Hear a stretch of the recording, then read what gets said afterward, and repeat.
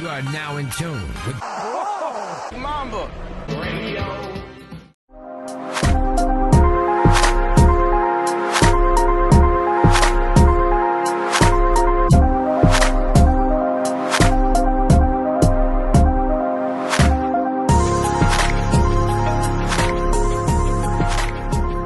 Alright, what up, everybody? Thank you for tuning in to Go Around Mamba Radio. For those of you who don't know, my name is Jackson.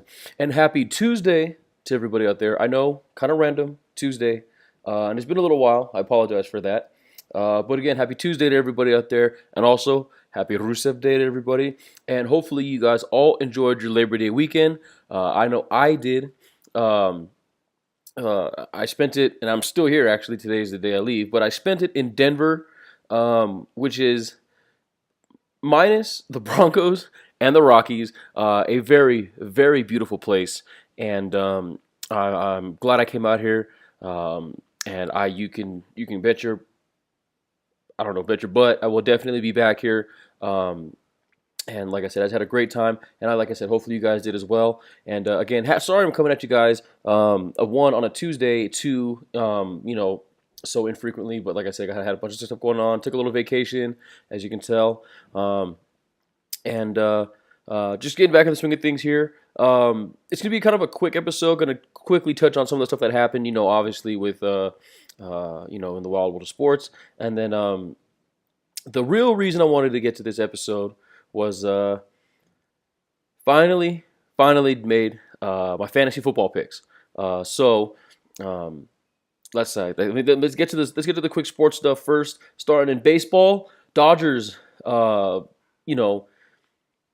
Great series win this past weekend. 3-1 against the D-backs. Matthew effing Kemp, the hero of the moment, at least for the weekend. At least, coming up with two clutch hits, walk off. In walk off fashion. And like I said, it was a crazy sequence of events. Especially because all the implications. So if you're not familiar, the NL West is definitely the tightest race in baseball right now, and it's got to be, from my recollection, one of the tightest races, or one of the closest races that we've seen in quite some time. The Dodgers, the Diamondbacks, and the Rockies are all within less than a game of each other. If I'm not mistaken, as of right now, currently recording this on Tuesday, September 4th, I think the Rockies are on top, if I'm not mistaken. They're on top by a half a game, and I think maybe the D-backs and the Dodgers are tied, or at least the Dodgers have a lead. I can't remember. But either way, it's a crazy tight race. Here we go. I got it loaded up right now. Oh, Diamondbacks are a game and a half back. So yeah, no, the Rockies are in the lead. The Dodgers are in second. Diamondbacks are in third.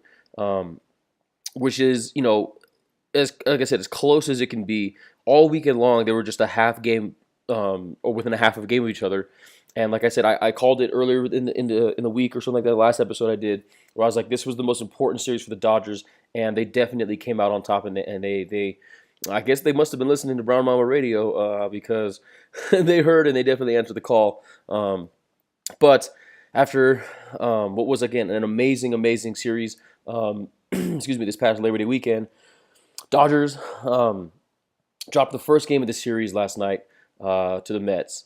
And again, it's the same issues that have been haunting them all season long.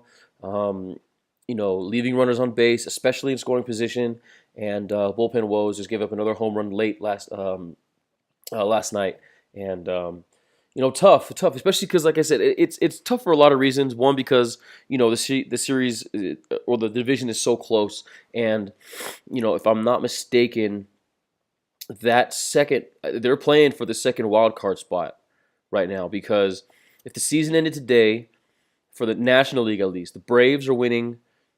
Braves got the NL East, Cubs have the NL Central, and right now, as a recording, the Rockies would have the NL West, and it looks like the Brewers are going to take the first wild card spot with 78 wins, and yeah, the Dodgers would be the second because the Phillies got to play catch up a little bit. They've got a little bit of a slump themselves.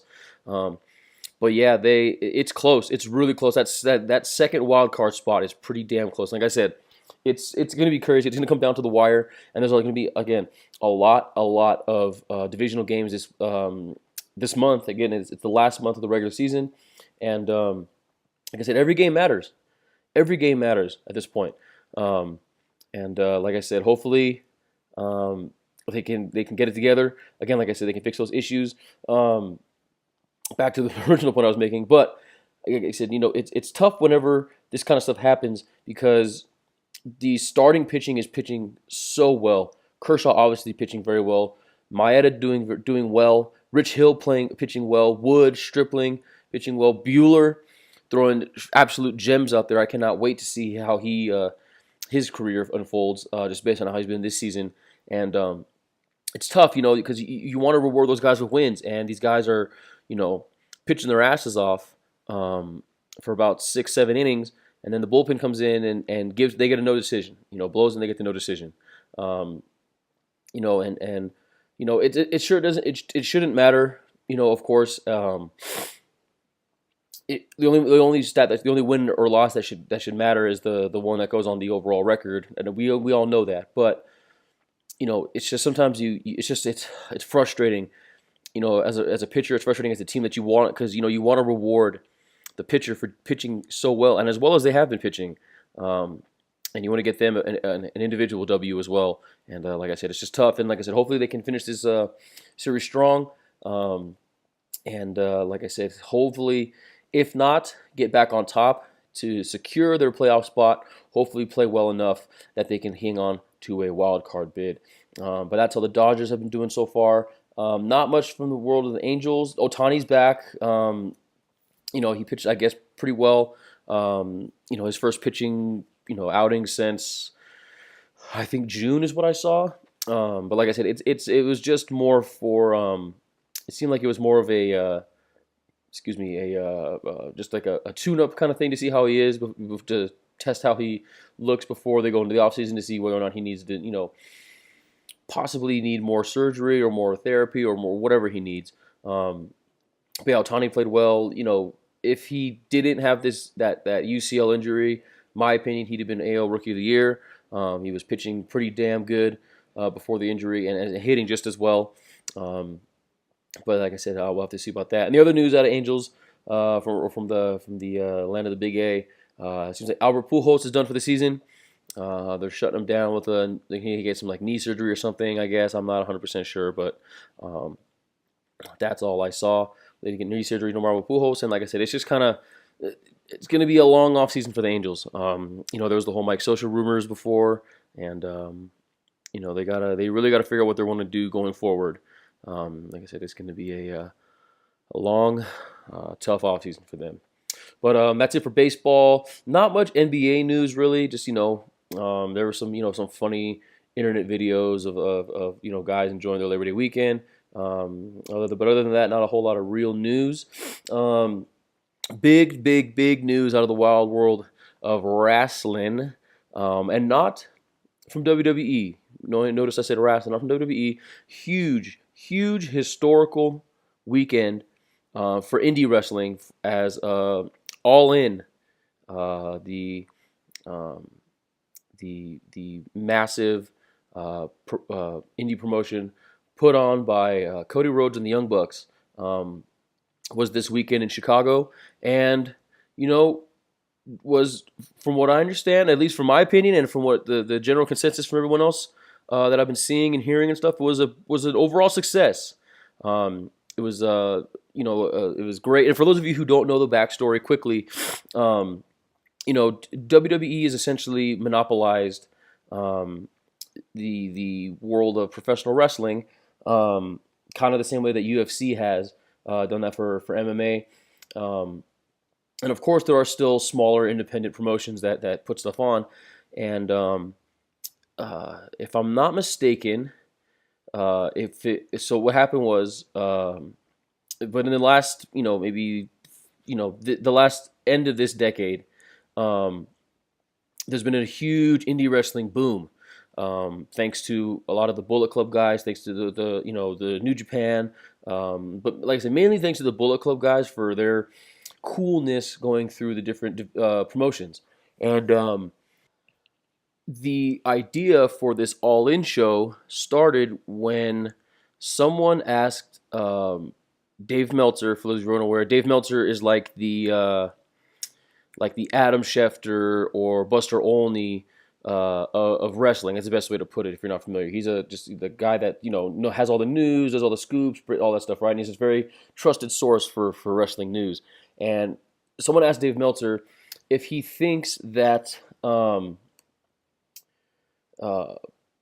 if he thought that and it pretty much he asked if an indie show could do numbers, could be popular enough to do something. As I think it was the goal was 10,000 seats.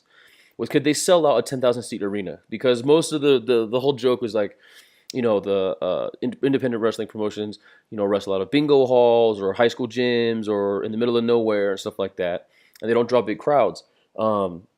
And Dave Meltzer replied saying no, he did not think that was possible.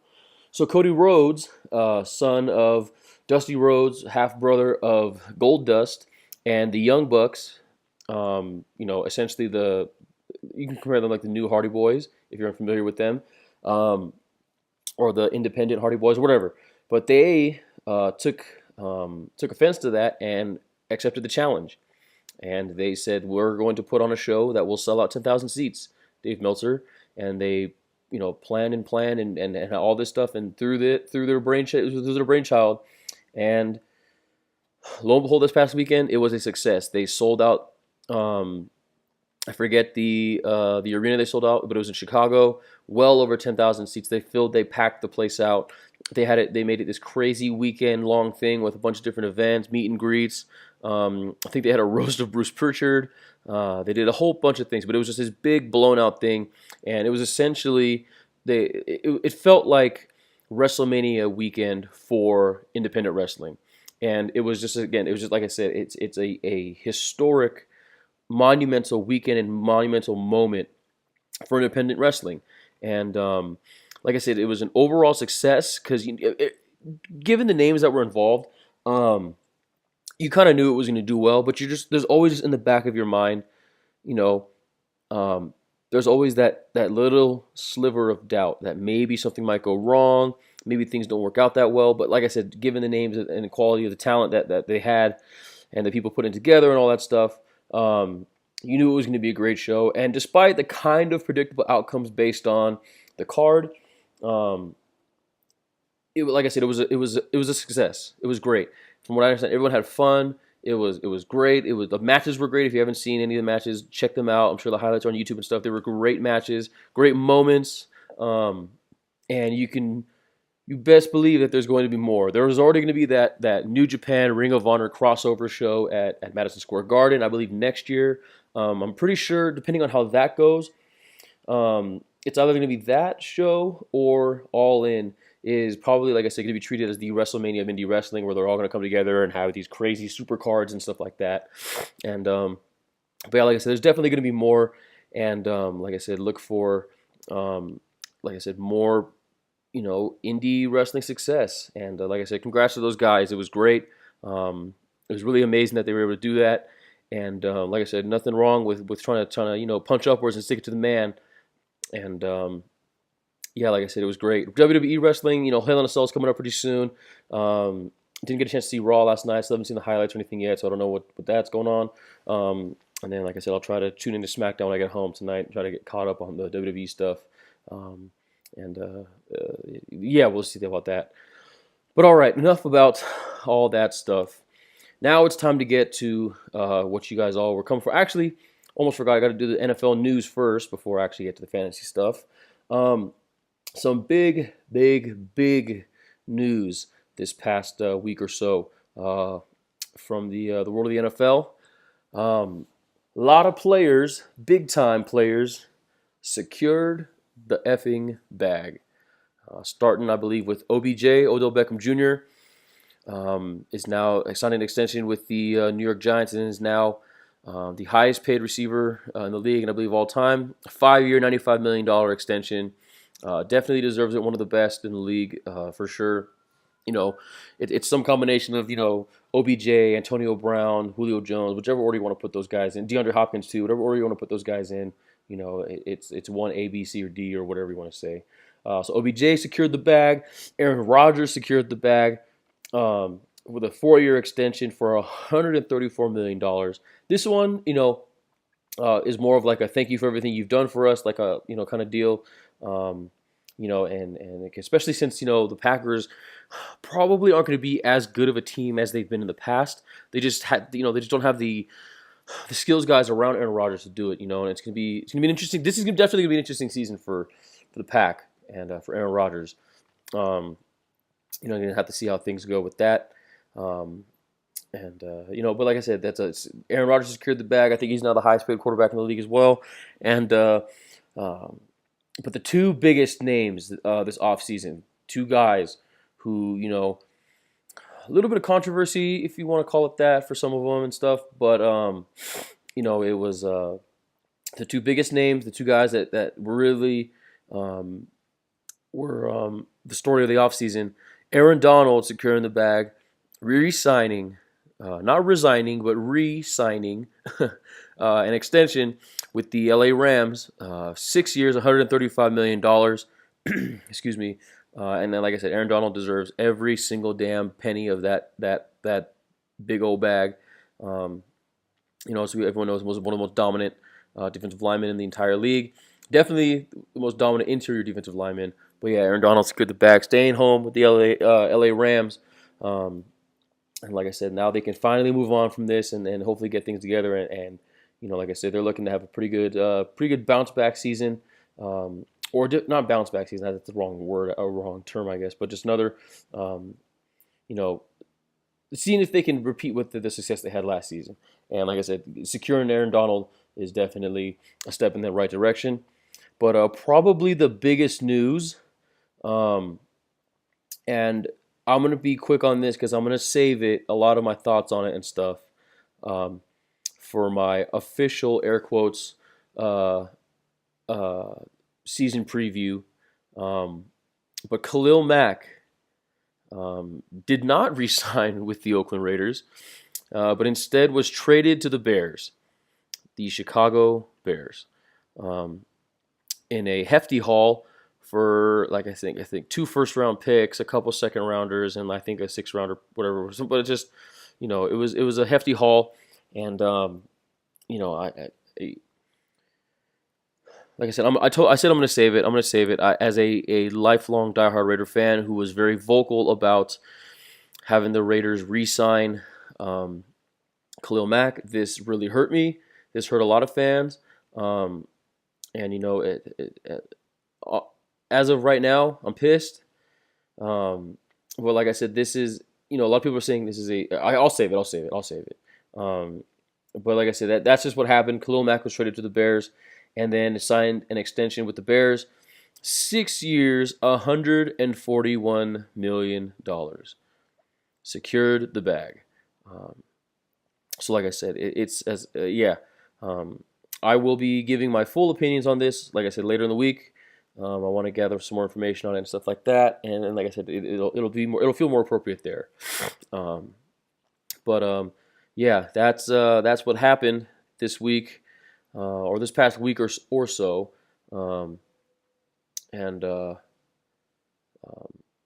Yeah, let's get to, like I said, then let's get down to the nitty gritty. This is what you guys all came for. My fantasy teams. And for those of you who are new to the program here, I partake in 2 fantasy teams every year for the last few years or so.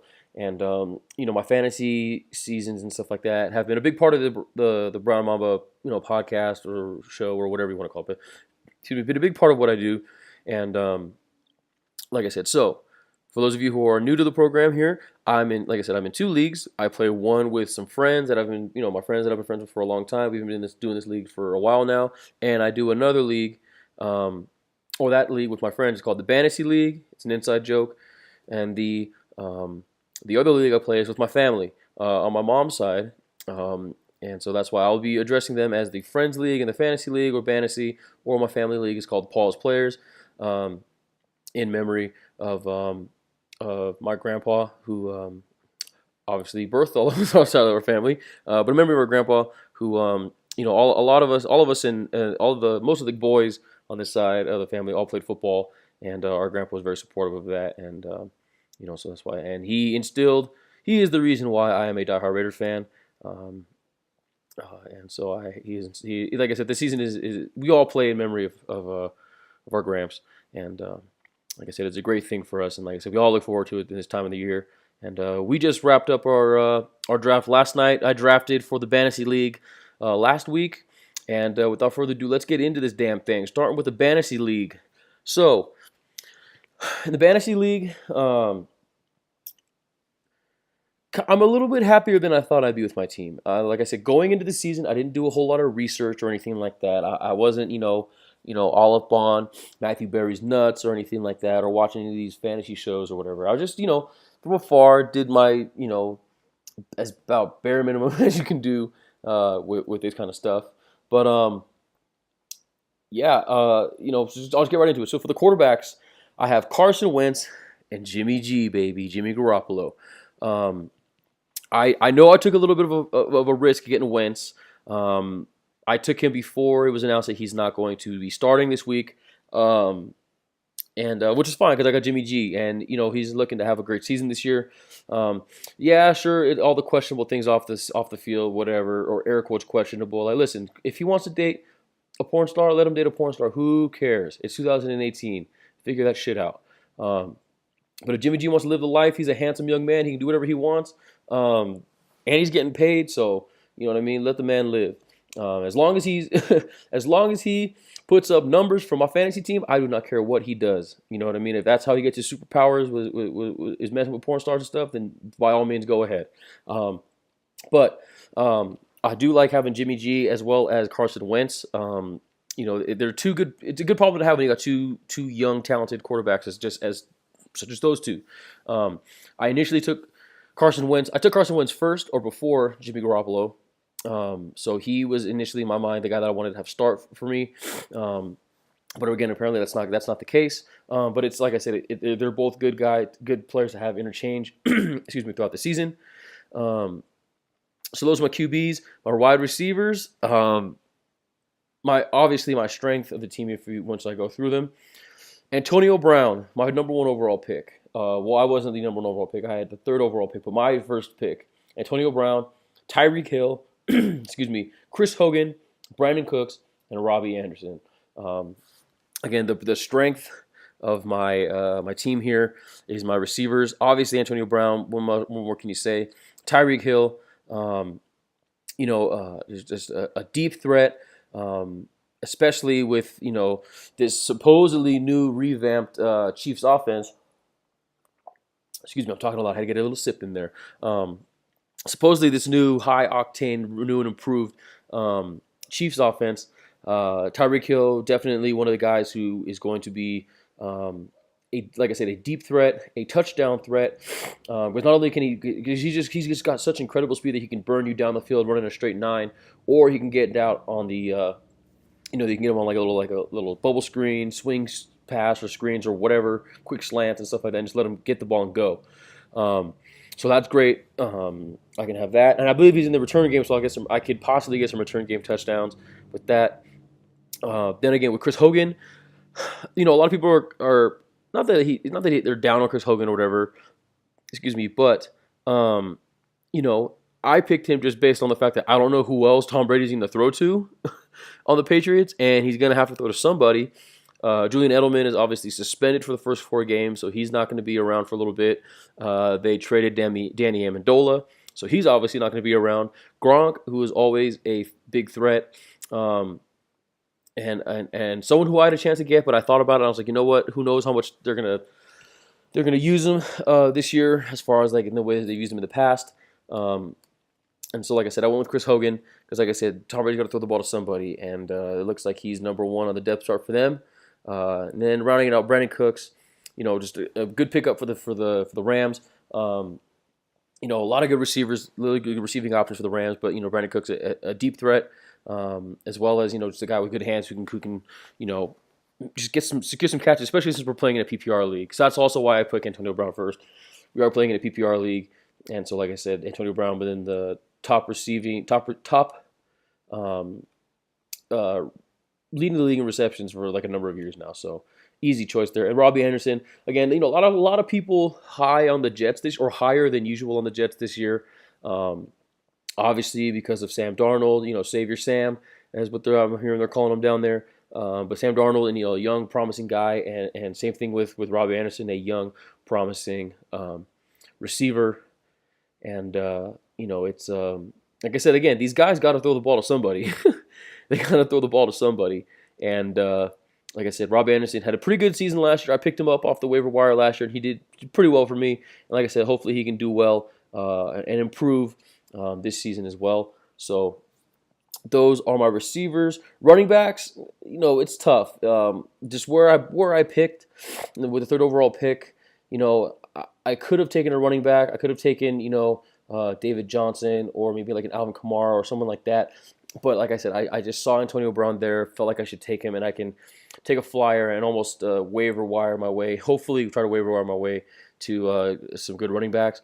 But my running backs, I have Jay Ajayi, who, like I said, did pretty good last year. Hopefully he can play, pretty well this year again in the RPO up there in Philly.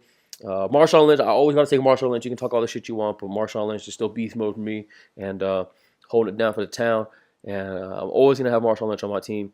And my other running back, I have Austin Eckler. Again, like I said, I'm just waiver wiring this thing, running back for the Chargers.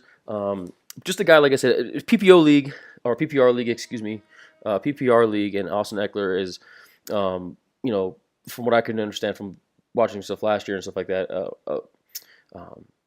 a much better receiving option at running back than running the ball. So, Eric, dual threat is what I would like to, I guess you could call him. But like I said, I'll definitely be waiver wiring the shit out of this thing with the running backs. So, for both teams, both fantasy and Paul players. And with the tight ends, rounding things out in the offense, Travis Kelce, again, I'm even though I'm a diehard Raider fan, I am, as far as at least fantasy-wise, buying in on the hype surrounding the Kansas City Chiefs offense. They got Patrick Mahomes. Like I said, everyone is just lining up to give him all the praise. And like I said, hopefully he can come up big and get Travis Kelce, who is, I don't even think it really matters who you have a quarterback with Travis Kelce. He's going to be a playmaker, a red zone threat. So like I said, touchdowns and catches, baby. Like I said, PPR. So and a tight end is always a new quarterback's best friend. So can't go wrong there. And then so I got Travis Kelce. Jack Doyle from the Colts, again, not necessarily a new quarterback, but Andrew Luck, Andrew the Giant Luck making his return season this season, from a pretty bad shoulder injury, and like I said, tight end is a quarterback's best friend. So like I said, maybe he can help Andrew Luck get back to the swing of things. And like I said, I'm hoping that's the case, and I am ready for that. It's like I can have Jack Doyle hopefully get in there. And rounding things out, I could have picked between the two different tight ends down in Tampa, but I went with Cameron Brate for whatever reason. I feel like he's, they had like O.J. Howard. I had O.J. Howard last year, and he just didn't do it for me. So, and a lot of people are giving him, saying, oh, he's gonna come back stronger this year, blah blah blah. But then again, they don't have Jameis Winston. They're going for Fitzpatrick and stuff like that. And I just, like I said, I went with O.J. Howard. Didn't like what I saw, so now I'm going with Cameron Brate. And like I said, hopefully it pays off for me. Like I said, he's just a backup at this point, but hopefully it pays off. And that's it for the offensive things. Now for the kicker and defense, sad times for me. As this is the first year ever since I've been playing fantasy football. And I've been playing fantasy football for about 10 years now. The first year ever that that I didn't take Seabass, Sebastian Janikowski.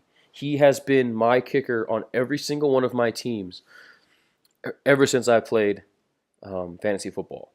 And he had a back injury last year with the Raiders. I believe they released him, and he got picked up by the Seahawks. But I'm not sure how much. I know he's kicking in the preseason and stuff, but I'm not really sure how he's going to do on the team. And mainly part of the reason why I took him was because he was one of the best kickers, and he just happened to be on the Raiders.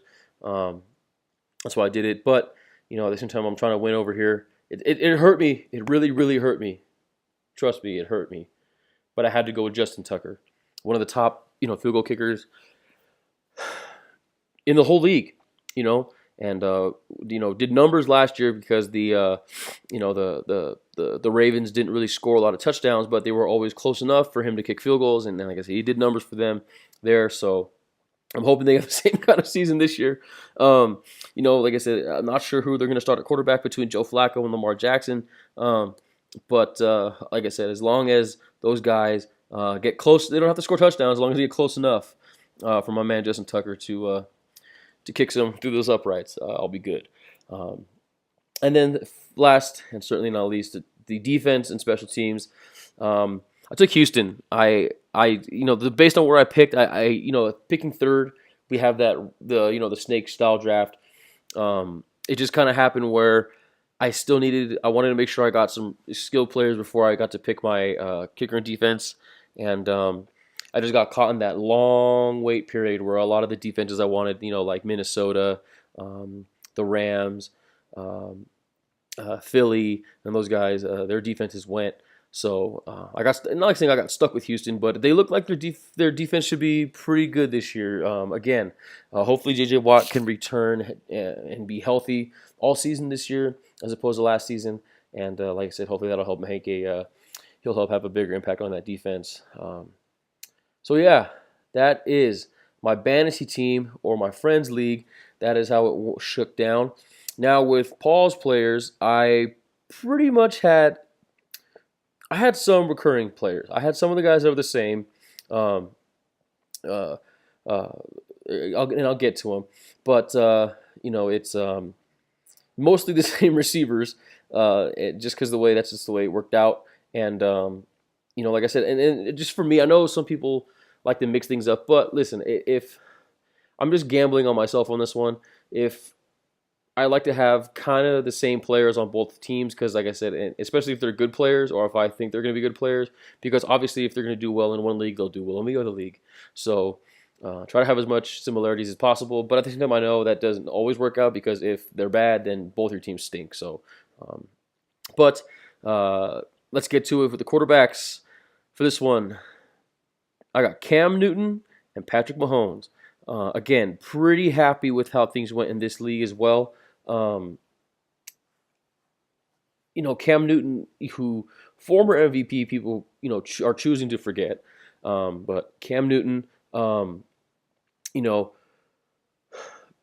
lot of hype around Cam Newton, like sneaky hype, where some people are saying, "Hey, man, he feels more revamped. It feels like it's a different team this year." And he's really stepping up and taking a leadership role, as you saw with the whole thing with him and Kelvin Benjamin. There was that whole situation that went down, and everyone's kind of rallying around him. That's what it sounds like down there in Carolina. And Cam is looking to bounce back after a couple of tough seasons down there in Carolina. And like I said, Cam always one of the biggest dual threat options in the entire league, possibly the biggest dual threat option. And like I said, hopefully he can I can reap the benefits from both of those threats. I don't know if that was great wordplay there, but anyway, Cam Newton. I'm excited to have Cam Newton, and I'm also excited to have Patrick Mahomes because, like I said, I completely am buying in to the Chiefs hype, as you can see with my my fantasy picks. And also, part of this was, too, because, like I said, I know I'm going to be playing Cam Newton a lot. But, like I said, I'm buying in on Patrick Mahomes. And I just I feel like he's going to be pretty good. Or if he's going to be as good as people say he is, I'd rather have him and maybe use him as trade bait or something like that later on. We'll have to see. Because there are still some not great quarterbacks, but still serviceable guys that are on the waiver wire that I could pick up later on in the season. But yeah, hopefully things turn out pretty well for Patrick Mahomes, and I can use him as trade bait. And sometimes the best offense is a good defense, and if he's putting up numbers, I'd rather have it be on my bench so that way no one else has him. As long as they're not better than Cam Newton, then he'll be on my bench. But that's the quarterbacks. Receivers, Antonio Brown, Chris Hogan, Brandon Cooks, Robbie Anderson. Like I said, pretty much got the same guys for the same reasons. And couldn't complain. I had the third overall pick again, but like I said, I'm betting big on those receivers. I'm really invested in those guys, and like I said, I feel like that's the strength of my team, and hopefully, like I said, hopefully it works out for me. Moving on to the running backs, I got Marshawn Lynch again because town, gang, beast mode. And the other running backs, I got Dalvin Cook. This one was tough because I was deciding with this pick, should I take Tyreek Hill again, or should I try to get a little bit of a better running back?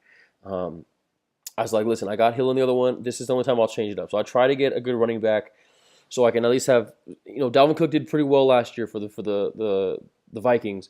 And, the Vikings are one of the most hyped, probably the most hyped team in the NFL, at least in the preseason. And, Dalvin Cook is part of the reason for that on the offensive side of things. He's got a new quarterback in Kirk Cousins.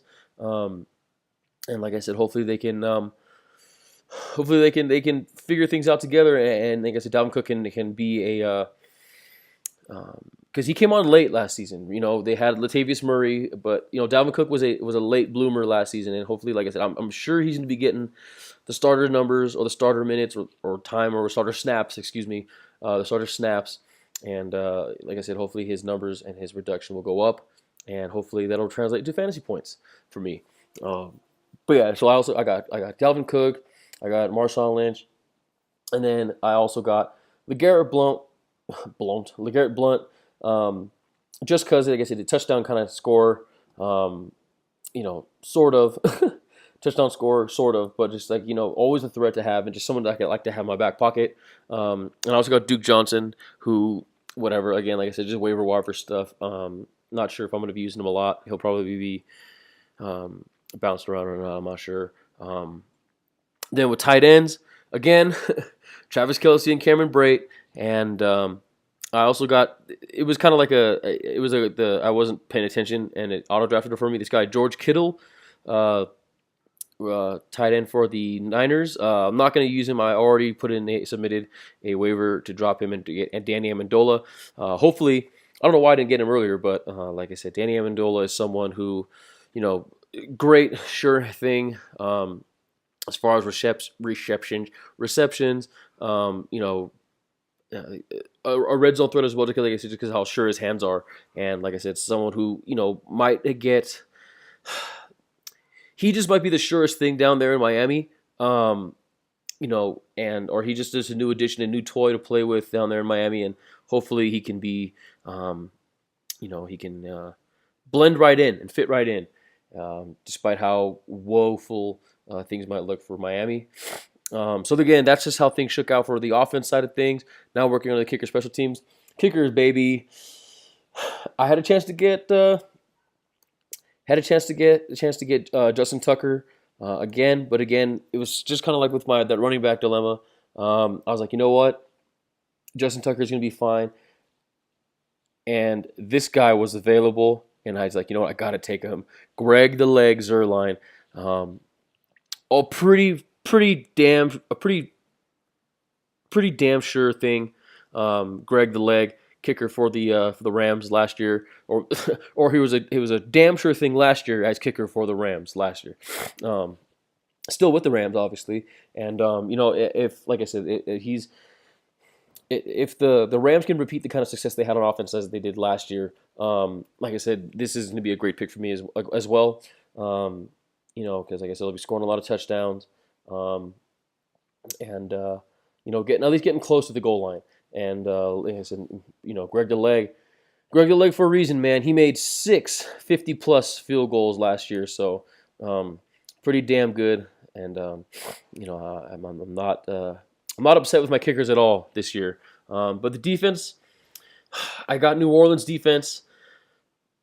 I didn't even think about it when I did it, but with New Orleans being in the same conference as or the same division as Cam Newton, my quarterback, that's always something you always try to avoid is having, or at least like an unwritten fantasy football rule is trying to avoid having, your defense and quarterback or running back or whatever, since they score the most points or whatever, or the points clash against each other on the same thing. But New Orleans does have a good defense.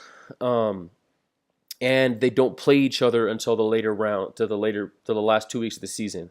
The last week of the season being not in the playoffs, so that's good for me. But again, the other game that's this third to last week, being in the playoff, the fantasy playoffs. Given that I make it, I'm not saying that I will, but given that I make it, that's gonna be tough. So I might have to waiver wire something for that. But like I said, but other than that, but up until that point. New Orleans, sneaky good team last year on defense. One of the top defenses, and and it showed because it helped them get to deep in the playoffs, and hopefully they can continue that mojo. You know what I mean? Hopefully they can continue it. The Saints, another team that's getting a lot of hype and had a little bit of a resurgence last year, and hopefully they can build on that momentum. And a lot of that momentum.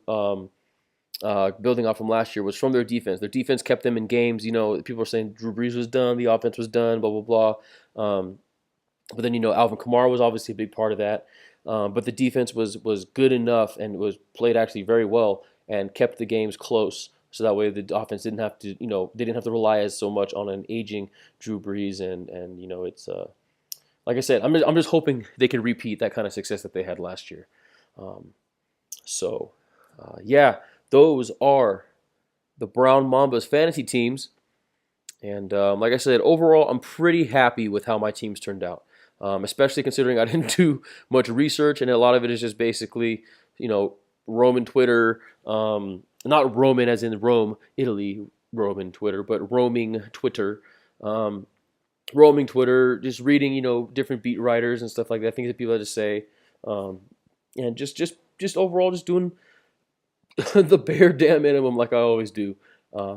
But like I said, I'm happy. I'm excited. I'm just, this is the best. As much as as much like not shit I've been talking about football, but as much as I've been saying about the NFL this season and how disinterested I've been in it so far as compared to seasons past. It's football's back. It's coming back this week. It's coming back on Thursday, and I'm gonna watch. There's no doubt about that. Will I be as gung ho and as intent and as devoted as I've been in the past? Probably not. I'll probably watch it more casually and follow along. As far as like watching the product on the field, or like it might not be as much, or if anything, I'll just I don't know. I'm a little conflicted on it. I'm probably gonna watch.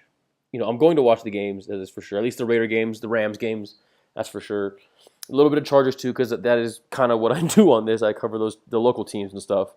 So I'll be watching the local teams for sure. But as far as being invested in overall, in everything, it's still yet to be determined. But fantasy is definitely going to be on my mind constantly. It is a fun time for me. I love playing fantasy. I just love everything about it, and it's just it's always a good time. Win, lose, or draw. As much as I'd like to win and hold that trophy, or the imaginary trophy or whatever, or the metaphorical trophy, and win a little capital. It's like it's just a fun time. It's fun to just have friends over, watch the games, talk a little shit to each other, stuff like that. It's all fun and games at the end of the day, and that's what I'm going to be looking forward to, is the fun and games and stuff aspect of it. So that is it for me. I got everything off my chest that I wanted to, and like I said, I'm just happy fantasy football is back. I'll be playing a little bit of DraftKings and FanDuel and stuff like that as well. So that'll be cool too. But for the most part, that is it for me. And like always, everybody, thank you guys for listening, and girls out there, whoever you are, thank you for listening. Um, the Brown Mamba, or me doing all this stuff, turned 2 this week, and I'm just so thankful um, to everybody for all your support. I always say it, but I didn't even. I just completely, it passed my mind, and I was checking some stuff, and I saw that, wow, yeah, I started doing this stuff 2 years ago now. Been doing this for 2 years, on and off again or so, and I just can't thank all of you enough for supporting. All my friends who maybe don't give a shit about sports or anything like that, or podcasts or whatever, but some friends who were supporting me, telling their friends to listen, or just the listeners out there. I don't know who you are, but I appreciate you, and I just want you to know that I appreciate you, and thank you. It's been a bumpy ride. It's been a fun ride though at the same time, and like I said, I just love having this creative outlet, and like I said, here's the 2 more, and again, just thank you all so much for the support, and if you could continue to do so, make sure you subscribe. Doing all my YouTuber shit here, but make sure you guys subscribe if you like what you heard. SoundCloud, iTunes, Stitcher, TuneIn, YouTube, wherever else you get podcasts and all that shit. Working to get on Spotify. It's a lot harder than I thought, but they are embracing podcasts now, and we're working to get there. And also, if you want to follow along on all the socials, you can on Instagram, Twitter, Facebook, Tumblr, all that stuff. Look up Brown Mamba Radio. Look up Brown Mamba. Or my personal stuff, JXCKSXNNN, that's 3 N's. And like always, everything is also available on the blog. Shout out to all the blog boys and blog girls. Everything is available on brownmama.us. I finally updated it. Hopefully it's working now, but I upgraded it a little bit. So hopefully that's getting better. And, it's, like I said, it's been 2 years now. And like I said, I after the summertime is when I usually change up the aesthetic a little bit, and like I said, look for that to change up a little bit, especially on the I'm gonna be a lot more active on the Instagram, as far as like posting cool content, YouTube as well. I'm after summer, I use the summer to figure out what I want to do, and how I want to change things. And like I said, I've got a lot of cool ideas and things I want to do. So stay tuned for that. I'm gonna try to create more content in different ways. And again, like always, or like I've been saying for the last couple of weeks now, if you want to come on and talk about anything, sports, pop culture, current events, anything like that, or if you know somebody who would want to talk about anything that would possibly invoke a fun, interesting conversation that a lot of people can learn from and stuff, hit me up. I'm always available. Like I said, you can hit me up on, in the comments on SoundCloud or iTunes or wherever. You can hit me up in the comments. You can hit me up on the socials, Instagram, Twitter, or anywhere you can. You can email me. I think my email's in some of the spots. But just reach out. That'd be great. And like I said, I'm always game for that. So,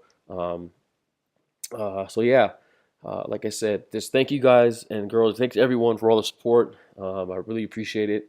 And that's gonna be it for me today. I will be back at you guys on Friday with my air quotes again official season preview for at least how the local teams will do for the Rams, the Raiders, and the Chargers, and also of course recapping what happened this week, and giving some more unqualified opinions on some topics that I am not qualified to possibly speak on. So, again, thank you guys so much for all the support.